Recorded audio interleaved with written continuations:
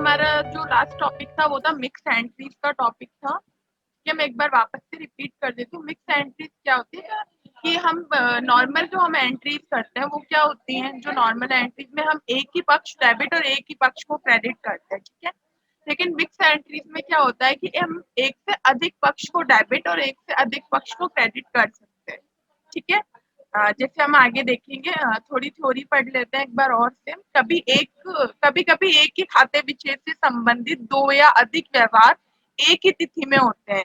ऐसी परिस्थिति में जनरल में अलग अलग लेखी करने के स्थान पर एक ही प्रविष्टि कर दी जाती है। इसे मिश्रित प्रविष्टि कहते हैं। इससे समय एवं श्रम की बचत होती है, ठीक है। जैसे क्या होता है ना, जैसे एक ही इंसान से अगर हमने एक ही दिन में अगर ट्रांजेक्शन कर ली है, जैसे एक ही दिन है और एक ही इंसान से अगर हमने ट्रांजेक्शन कर लिया, जैसे कुछ उधार में ले लिया, कुछ नगद में ले लिया, ठीक है। तो हम क्या करेंगे, उनका अलग अलग खाता बनाने की जगह एक ही साथ उनकी एंट्रीज कर देंगे। अलग अलग डेट डालो, अलग अलग शीट में करो। उससे अच्छा है कि हम एक साथ एंट्रीज करेंगे। कैसे, देखो, जैसे एक एंट्री है कि जितेंद्र से 20,000 नगद तथा 10,000 का उधार माल खरीदा। अब इससे क्या खरीदा गया, वही जितेंद्र से एक ही दिन में खरीदा है, पर क्या है कि 20,000 का तो नगद खरीदा और 10,000 का उधार खरीदा, ठीक है। तो खरीदने की हम एंट्री क्या करते हैं, purchase account debit to cash account अगर नगद खरीदा है, और purchase account debit to Jitendra account अगर उधार खरीदा है, ठीक है। अब हम इसमें क्या होता है, एक अकाउंट हमारा जो है वो दोनों कंडीशन में कॉमन है। क्या कि हमने खरीदी की है, ठीक है। अब वो एक नगद हुई है, एक उधार हुई। अब इनको साथ में हम कैसे लिखेंगे, जैसे जो हमारा एक कॉमन अकाउंट है यानी परचेज अकाउंट, तो हम डेबिट पक्ष में परचेज अकाउंट को लिख देंगे टू जितेंद्र अकाउंट, जितना माल हमने उधार खरीदा है, जैसे हमने 10,000 उधार खरीदा है, फिर जो माल हमने कैश में खरीदा है, जैसे टू कैश अकाउंट, तो हमने 20,000 का कैश लिख दिया। यानी 20,000 का माल तो हमने कैश में खरीदा है, 10,000 का हमने उधार खरीदा है, और टोटल हमने कितने का माल खरीदा है, 30,000 का। डेबिट और क्रेडिट पक्ष का टोटल सेम होना चाहिए। अब जैसे 10 और 20 को जोड़ेंगे तो भी 30 ही आएंगे, ठीक है। कुछ एंट्रीज देखते हैं, एंट्रीज से ही क्लियर होगा टॉपिक। देखो कुछ एंट्रीज हैं।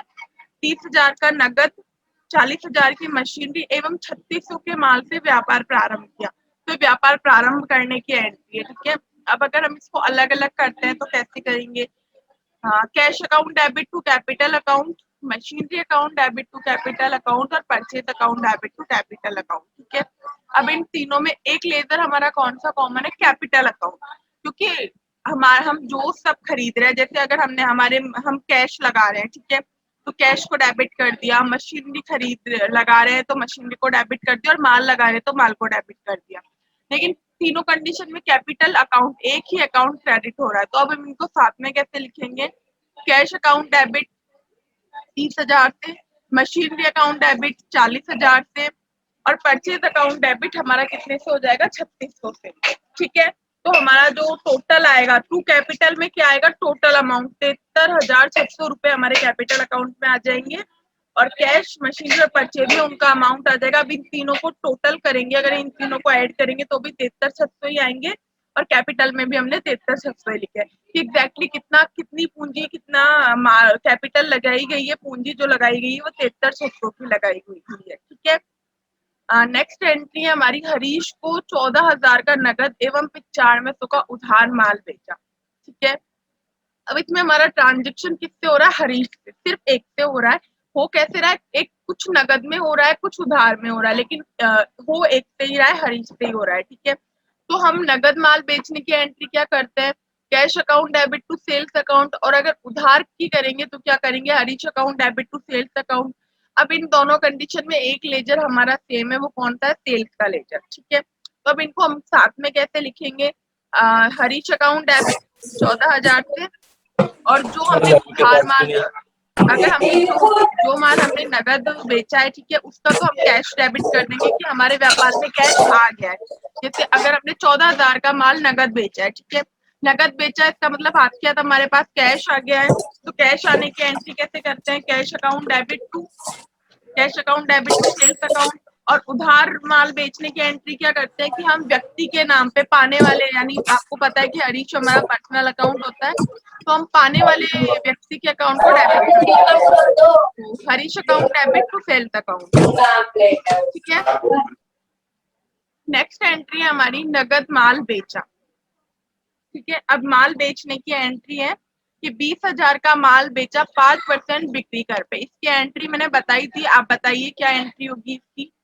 20,000 का माल बेचा है 5% बिक्री कर लगाकर, सेल्स टैक्स लगा के, इसकी एंट्री बताइए। एंट्री समझ नहीं आ रही है? कोई डाउट है एंट्री में? जैसे एंट्री करने की कोशिश तो कीजिए, अगर कहीं डाउट है तो आप पूछिए, नोटपैड तो है ना। देखो, एक एंट्री है हमारी सेल्स की, नगद माल बेचने की। तो माल बेचने की एंट्री क्या होती है, सिर्फ इतना बता दीजिए कि 20,000 का माल बेचा, इसकी एंट्री क्या होगी कैश में।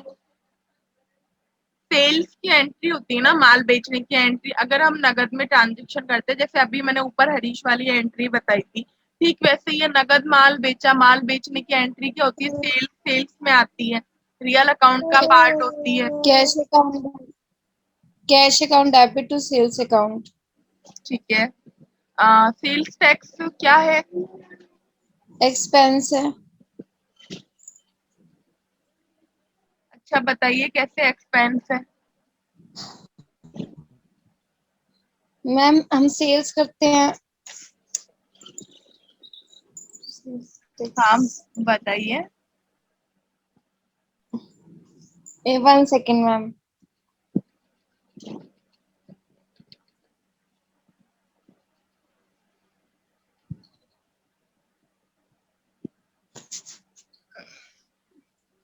इनकम होगी मैम। और इनकम कैसे होगी?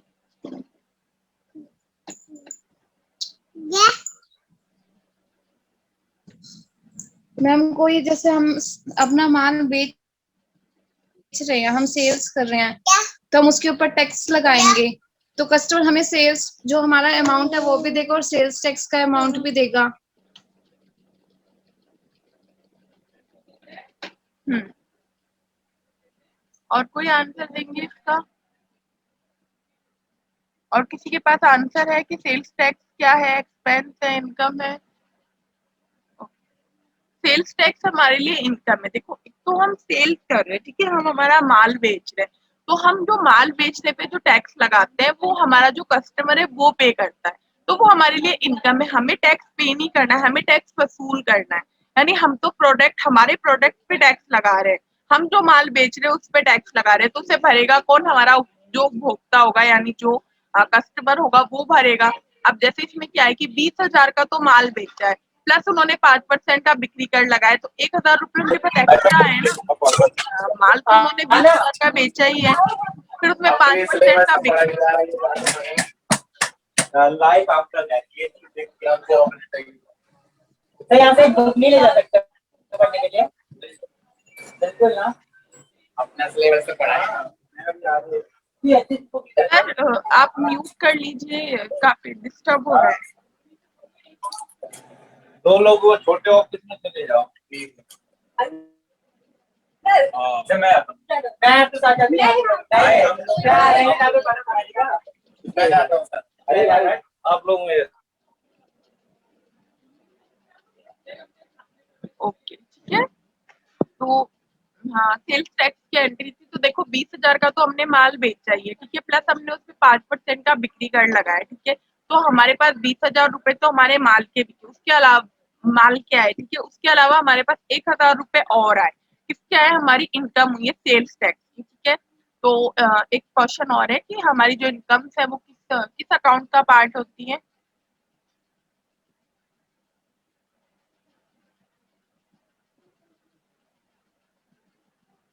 हमने 3 अकाउंट्स पढ़े थे, आपको याद हो तो, पर्सनल, रियल और नॉमिनल। तो उन तीनों में से किस अकाउंट का पार्ट है? नॉमिनल अकाउंट का पार्ट होती है। आप शायद भूल गए हैं, लेकिन मैंने आपको बताया था personal, real, nominal account. Personal account कौन सा होता है? जिसमें सभी व्यक्ति और संस्थाओं को सम्मिलित किया जाता है, यानी जितने भी व्यक्तियों के और संस्थाओं के जो खाते होते हैं वो सब हम पर्सनल अकाउंट के अंडर आते हैं। और उसके मेथड क्या होता है कि पाने वाले व्यक्ति के खाते को डेबिट करो और देने वाले व्यक्ति के खाते को क्रेडिट करो। दूसरा हमारा था रियल अकाउंट, वास्तविक खाते, सभी वस्तु और संपत्तियां उसके अंडर आती हैं। उसका क्या था? उसका मेथड क्या था कि अगर कोई वस्तु व्यापार में आती है तो उसे डेबिट करो, और व्यापार से जाती है तो उसको क्रेडिट करो। और एक हमारा था नॉमिनल अकाउंट। नॉमिनल अकाउंट के अंदर सभी इनकम और एक्सपेंसेस को सम्मिलित किया गया है कि हमारे जितने भी खर्चे होंगे, हमारी जितनी भी आय होंगी, वो सब किसके अंदर आएंगी, नॉमिनल अकाउंट के अंदर। और नॉमिनल अकाउंट का फॉर्मेट क्या है कि जितनी भी हमारी इनकम होती है उनको हमें डेबिट करना होता है, और जितने भी हमारे जितने भी हमारे एक्सपेंस होते हैं उनको डेबिट करना होता है, जितनी भी हमारी इनकम होती है उन्हें क्रेडिट करना होता है। ठीक है, तो सेल्स टैक्स हमारे लिए इनकम है, तो वो नॉमिनल अकाउंट का पार्ट है, और उस पर सेकंड मेथड लगेगा कि जितनी भी हमारी इनकम है वो क्रेडिट होंगी। ठीक है, तो ये एंट्री कैसे होंगी, एंट्री बता सकते हैं किसी को आती है? इस एंट्री को हम कैसे करेंगे? Cash account debit 21,000 to sales account 20,000 to sales tax account 1,000. देखो हम कैसे एंट्री करते हैं, कैश अकाउंट डेबिट, कि हमारे व्यापार में हम कैश को डेबिट कब करते हैं, जब हमारे व्यापार में पैसा आता है। तो हमने माल कैश में बेचा है, हमारा कैश में ट्रांजेक्शन हुआ है, तो हम कैश अकाउंट को डेबिट कर देंगे 21,000 से। अब 21,000 कैसे हुए हैं, देखो कैश अकाउंट डेबिट 21,000 से टू सेल्स टैक्स। अब सेल्स टैक्स कैसे, 20,000 का 5% हम निकालेंगे तो 1,000 रुपये आएगा, तो उसे हम सेल्स टैक्स में लिखेंगे क्रेडिट साइड। ठीक है, और टू सेल्स अकाउंट 20,000 की, हमारा माल कितने का बिका है, 20,000 का। सेल्स टैक्स क्रेडिट क्यों हुआ है, क्योंकि वो नॉमिनल अकाउंट का पार्ट है और हमारे लिए इनकम है। तो नॉमिनल अकाउंट में जितनी भी इनकम होती है उनको हमें क्रेडिट साइड शो करना होता है। ठीक है, इसलिए टू सेल्स टैक्स अकाउंट 1,000 से और टू सेल्स अकाउंट 20,000। ठीक है, और कैश अकाउंट को हम डेबिट कर देंगे कि टोटल हमारे व्यापार में पैसा कितना आया है, 20,000 रुपए का, 1,000 रुपए सेल्स टैक्स के और 20,000 रुपए सेल्स के। ठीक है, नेक्स्ट एंट्री है हमारी, सतीश से 10,000 और हरीश से 15,000 का माल खरीदा, इसकी एंट्री बताइए। Purchases account debit to Satish account to Harish account. ठीक है, और कोई बताएंगे? देखो एक नॉर्मल परचेज की एंट्री, अभी इससे पहले हमने इतनी सारी परचेज की एंट्रीज की है, माल खरीदने की एंट्री है। ठीक है, बस फर्क इतना है कि पहले हम अलग अलग कर रहे थे, अभी हम साथ में कर रहे हैं। अगर आपको नहीं हो पा रही है तो आप अलग अलग करके फिर साथ में करके देखो। जैसे अगर हम अलग अलग परचेज की एंट्री करते हैं कि 10,000 का माल हमने सतीश से खरीदा, ठीक है, तो क्या एंट्री होगी, purchase account debit to Satish account. Purchase account को हम डेबिट करते हैं क्योंकि व्यवसाय में माल आ रहा है, और सतीश हमारा पर्सनल अकाउंट है, वो देने वाला है, इसलिए हमने सिर्फ क्रेडिट कर दिया। ठीक है, अब हरीश से अगर हमने उधार माल खरीदा है तो क्या purchase account debit to Harish account, same चीज है, व्यापार में माल आ रहा है, हरीश पर्सनल अकाउंट है, देने वाला है, इसलिए वो क्रेडिट हो गया है। ठीक है, और ये ट्रांजेक्शन उधार में हुआ है, ये तो आप सभी को पता है, नगद नहीं दे रखा है, उधार नहीं दे रखा है, बट व्यक्ति की डिटेल्स दे रखी है, इसलिए हमने इस ट्रांजेक्शन को उधार में माना है।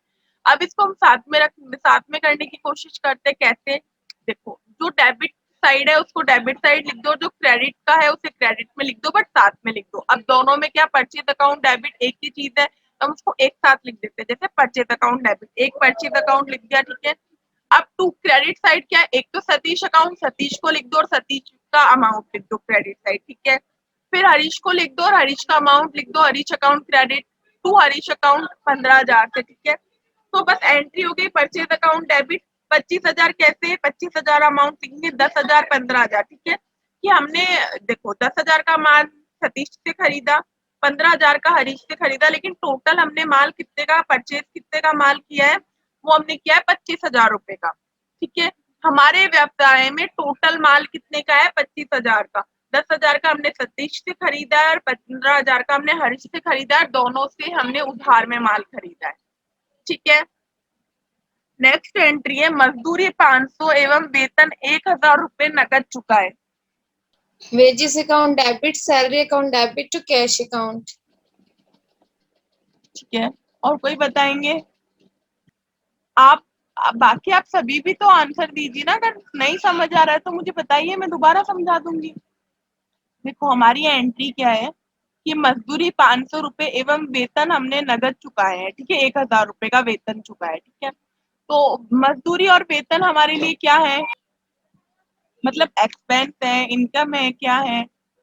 मैं आपसे पूछ लूं कि मजदूरी और सैलरी जो है हमारे लिए, जैसे वेजेस और सैलरी है, वो हमारे लिए क्या है, एक्सपेंस है या इनकम है? एक्सपेंस है मैम। ठीक है, तो एक्सपेंस किस अकाउंट के अंडर आता है? Nominal account. नॉमिनल अकाउंट में हमारे जितने भी एक्सपेंस होते हैं उनको हम किस साइड दिखाते हैं? Debit side. हमारे जितने भी खर्चे होते हैं उन्हें हम डेबिट साइड दिखाते हैं। तो देखो, एक है हमारा सैलरी, तो हम सैलरी अगर हमारे लिए खर्चा है, नॉमिनल अकाउंट का पार्ट है, तो हमें डेबिट साइड दिखाना है। और वेजेस भी हमारा खर्चा है, नॉमिनल अकाउंट का पार्ट है, डेबिट साइड। तो अब हम इसे कैसे दिखाएंगे? सैलरी अकाउंट डेबिट 500 रुपए से, ठीक है। और वेतन, नहीं सॉरी, वेजेस अकाउंट डेबिट 500 रुपए से, और सैलरी अकाउंट डेबिट हमारा 1000 रुपए से, ठीक है। और टू टू हमारे क्या होगा? कैश, कि हम हमारे व्यवसाय से क्या जा रहा है? कैश जा रहा है। देखो कैसे जा रहा है कि जो हमारा वेजेस है वो हमने कितने का दिया है? 500 रुपए का दिया है। सैलरी हमने 1000 रुपए की दी है। लेकिन कैश अकाउंट क्रेडिट कब होता है? जब व्यवसाय से माल बाहर जा सॉरी कैश बाहर जाता है। तो हमारे व्यवसाय से टोटल कैश कितना बाहर गया है? 1500 रुपए का। देखो 1000 रुपए का हमारी सैलरी के लिए और 500 रुपए का वेजेस के लिए, यानी 500 रुपए की तो हमने मजदूरी चुकाई है और 1000 रुपए का हमने वेतन दिया है। और व्यवसाय से हमारा जो कैश बाहर निकला है वो टोटल 1500 रुपए का निकला है। तो हम टू कैश करके 1500 रुपए दिखा देंगे, तो डेबिट पक्ष का टोटल और क्रेडिट पक्ष का टोटल सेम आएगा, ठीक है। नेक्स्ट एंट्री है 5000 का फर्नीचर व्यापार हेतु एवं 3000 का फर्नीचर निजी प्रयोग हेतु नालंदा फर्नीचर मार्ट से क्रय किया। इसकी एंट्री बताइए। Furniture account debit, drawing account debit to cash. फिर से रिपीट करती हूँ मैं, 5000 का फर्नीचर व्यापार हेतु एवं 3000 का फर्नीचर निजी प्रयोग हेतु नालंदा फर्नीचर मार्ट से क्रय किया। Furniture account debit, drawing account debit to Nalanda furniture mart. और कोई बताएंगे? 5000 का फर्नीचर व्यापार हेतु, यानी हम फर्नीचर जो हम खरीदते हैं उसकी एंट्री क्या करते हैं? हम डायरेक्ट फर्नीचर अकाउंट को डेबिट कर देते हैं, ठीक है। तो जो हमारी ये एंट्री होगी वो क्या होगी? फर्नीचर अकाउंट डेबिट, ठीक है। फर्नीचर अकाउंट डेबिट टू, ठीक है। अब ये जो है 3000 का फर्नीचर वो क्या खरीदा है? निजी प्रयोग हेतु, यानी पर्सनल यूज के लिए खरीदा है। तो मैंने आपको क्या बताया था कि पर्सनल यूज के लिए अगर हम कोई भी चीज खरीदते हैं तो वो हमारे किस में जाती है? आंसर दीजिए कि पर्सनल यूज के लिए अगर हम कोई भी चीज खरीदते हैं या अगर कैश निकालते हैं तो हम किस लेजर का, किस अकाउंट का यूज करते हैं? Drawing account. ड्राइंग अकाउंट का, ठीक है। तो एक लेजर जो एक अकाउंट बनेगा वो हमारा ड्राइंग अकाउंट बनेगा। देखो एक तो हमने फर्नीचर व्यापार के लिए खरीदा तो हम डायरेक्ट फर्नीचर अकाउंट को डेबिट करेंगे, तो हमारी एंट्री होगी फर्नीचर अकाउंट डेबिट 5000 से, ठीक है। और 3000 क्या? पर्सनल यूज यानी ड्राइंग अकाउंट डेबिट 3000 से टू नालंदा फर्नीचर मार्ट, क्योंकि हमारा ये ट्रांजेक्शन क्या उधार में हुआ है। यहाँ पे कहीं नगद नहीं दे रखा है कि हमने देखो 5000 का फर्नीचर व्यापार हेतु एवं 3000 का फर्नीचर निजी प्रयोग हेतु नालंदा फर्नीचर मार्ट से क्रय किया। यहाँ पे कहीं नगद वर्ड नहीं दे रखा है, लेकिन हमारे पास डिटेल्स है, शॉप की डिटेल्स है, इसलिए हमने इस ट्रांजेक्शन को उधार में माना है, ठीक है। अब जो हमारा फर्नीचर खरीदने की एंट्री में क्या बताया था मैंने कि असेट्स अगर फिक्स असेट्स होती है तो हम डायरेक्ट उसका अकाउंट बनाते हैं, इसलिए हमने फर्नीचर का लेजर बना के अकाउंट बना दिया, ठीक है। और जो हमारे जितने भी पर्सनल यूज, अब उसके लिए आप फर्नीचर खरीदे या अदर कोई भी असेट्स अगर आप खरीद लेंगे तो उसे हमें एक ही अकाउंट में दिखाना है, ड्राइंग अकाउंट में, ठीक है। तो ड्राइंग अकाउंट डेबिट टू हमारा नालंदा फर्नीचर मार्ट हो जाएगा, ठीक है। क्लियर। नेक्स्ट एंट्री है पोस्ट कार्ड 25 रुपए, लिफाफे 50 रुपए एवं डाक टिकट 100 रुपए के खरीदे। पोस्ट कार्ड 25 रुपए के, 50 रुपए के लिफाफे एवं 100 रुपए की डाक टिकट खरीदे। बस इतनी सी एंट्री है, बताइए। देखो 25 रुपए के पोस्ट कार्ड खरीदे, 50 रुपए के लिफाफे खरीदे और 100 रुपए के डाक टिकट खरीदे, ठीक है। देखो अब इनको अगर अपन चाहें तो नॉर्मली कैसे, जैसे 25 रुपए के पोस्ट कार्ड और लिफाफे इनके अकाउंट को डेबिट करके और हम कैश अकाउंट को क्रेडिट करके एंट्री कर सकते हैं। बट जहां हम जैसे अगर हमारा कोई बिजनेस होता है तो हम हजारों और लाखों में ट्रांजेक्शन करते हैं। वहां जैसे कितना है 150 175 रुपए, ठीक है। अब 175 रुपए की एंट्री अगर हम ऐसे करें कि एक पोस्ट कार्ड का लेजर बनाए, फिर एक लिफाफे का लेजर बनाए, फिर एक डाक टिकट का लेजर बनाए, तो जहां हम मिक्स्ड एंट्रीज करना सीख रहे हैं, क्यों? ताकि हमारा टाइम सेव हो सके। बट अगर हम इस तरह से ऐसे एंट्रीज करेंगे तो हमारा बहुत टाइम वेस्ट होगा और वो सही भी नहीं होगा। तो इसलिए हम क्या करेंगे कि इन तीनों का एक लेजर बनाएंगे। अब आप उसे पोस्टेज एक्सपेंस या स्टेशनरी एक्सपेंस कुछ भी नाम देके एक लेजर बना सकते हैं, और फिर इन तीनों को ऐड करके, जैसे मान लो स्टेशनरी एक्सपेंस के नाम से हमने एक लेजर बना दिया या पोस्टेज एक्सपेंस के नाम से बना दिया, तो हम क्या करेंगे, postage expense account debit to cash account. अब देखो ये हमारे लिए खर्चा है, ठीक है। तो खर्चा हमारे किसके अंदर आते हैं, नॉमिनल अकाउंट के अंदर आते हैं। और नॉमिनल अकाउंट हमारा क्या, नॉमिनल अकाउंट में जितने भी खर्चे होते हैं उन्हें हमें डेबिट पक्ष में दिखाना होता है। तो अब हम क्या करेंगे, postage expense account debit to cash, अगर हमारे व्यवसाय से कैश जाता है तो वो क्रेडिट होता है, और अगर हम खर्चा कर रहे हैं तो सीधी सी बात है हमारे व्यवसाय से कैश जाएगा तो कैश अकाउंट क्रेडिट हो जाएगा। देखो हमने पोस्टेज एक्सपेंस का लेजर बनाना, अब देखो तीनों का लेजर बना रहे हैं आप, बहुत टाइम वेस्ट होता है। इसलिए ये होता है कि आप इन तीनों को एक साथ लिखते हो और 175 से आप डेबिट करते हैं। जैसे पोस्टेज एक्सपेंस अकाउंट डेबिट 175, तीनों का अमाउंट ऐड कर लीजिए टू कैश अकाउंट। डाउट है इस एंट्री में कोई? ठीक है, नेक्स्ट एंट्री देखिए। धर्म दान में 340 रुपए नगद, 150 रुपए का माल एवं 360 रुपए का फर्नीचर दिया। धर्म दान में 340 रुपए नगद एवं 150 रुपए का माल एवं 360 रुपए का फर्नीचर दिया, यानी इन पैसों की हमने चैरिटी की है, दान किया है। अच्छा, चैरिटी हमारे लिए एक्सपेंस है या इनकम है?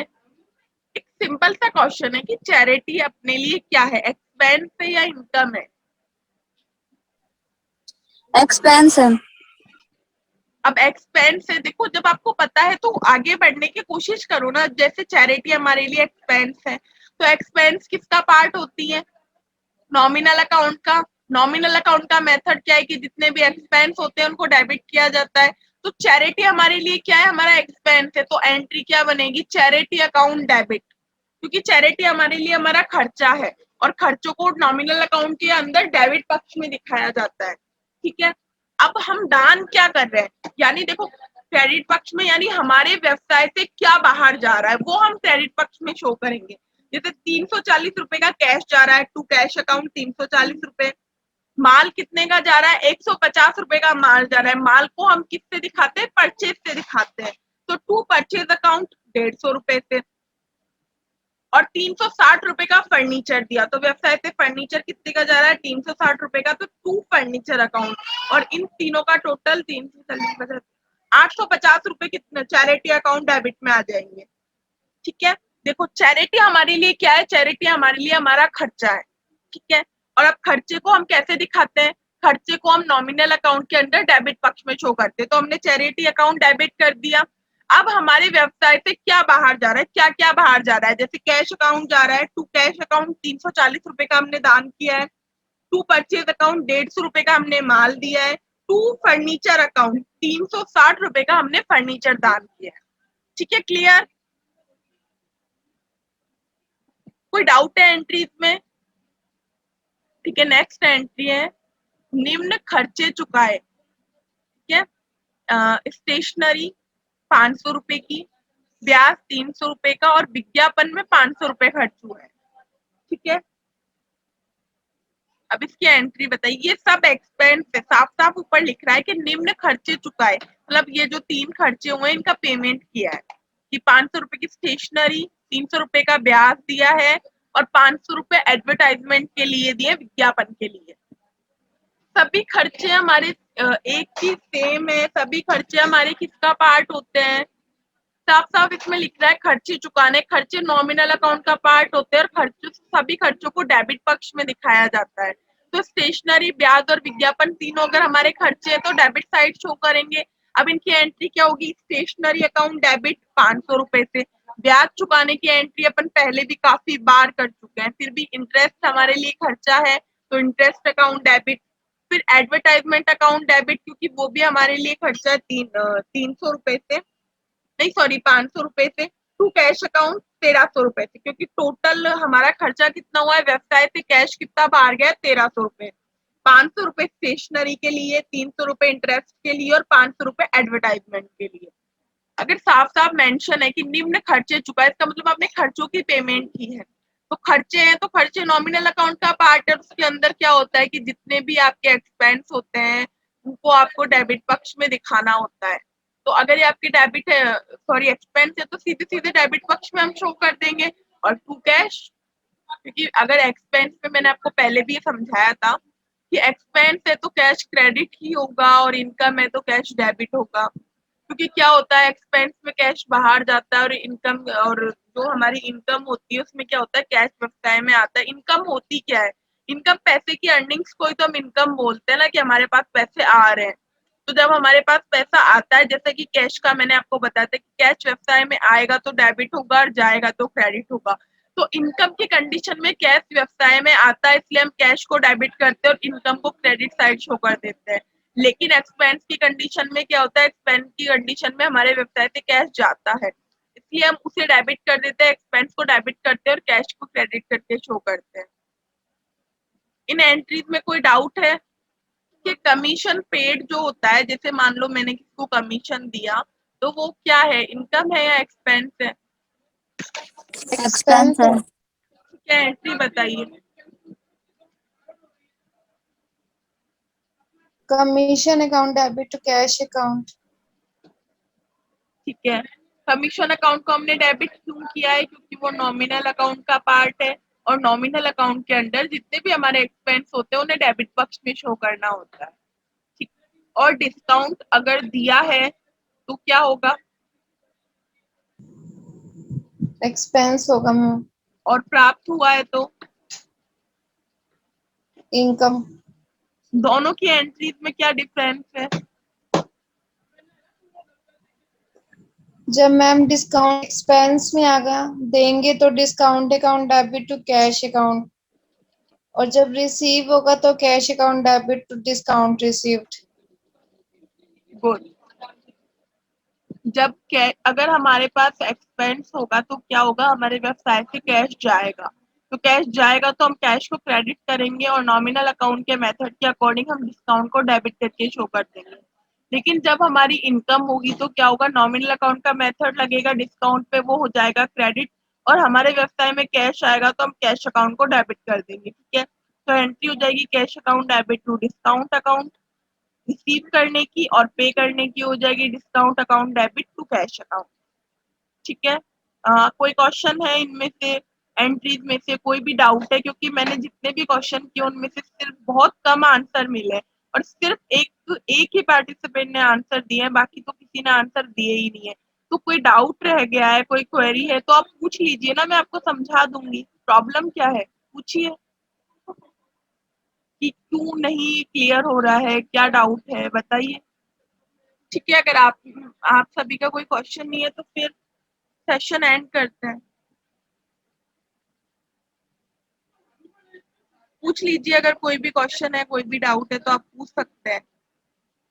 मैम ये धर्मदान में 340 रुपए जो चैरिटी वाला था मैम हाँ, एंट्री।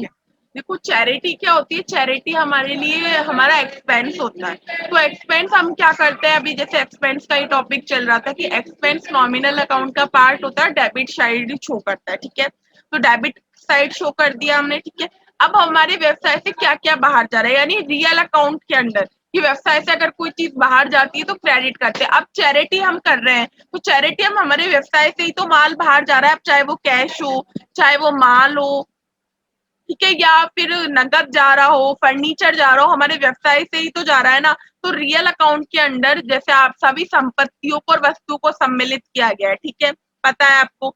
और कैश भी हमारा रियल अकाउंट का पार्ट ही होता है। तो अगर वो व्यवसाय से बाहर जाएगा तो हमें उसे क्रेडिट साइड शो करना है। अब जैसे धर्मदान में हमने चैरिटी अकाउंट को तो डेबिट कर दिया, नॉमिनल अकाउंट के अंदर की वो एक्सपेंस है। अब हमारे व्यवसाय से क्या क्या बाहर जा रहा है, जैसे 340 रुपए का कैश जा रहा है तो हमने कैश अकाउंट को क्रेडिट कर दिया। ठीक है, 150 रुपए का माल जा रहा है तो माल को हम किससे दिखाते हैं, परचेज से, तो हमने परचेज अकाउंट को क्रेडिट कर दिया। और 360 रुपए का फर्नीचर जा रहा है तो हमने furniture account to furniture account करके 360 रुपए को कर दिया।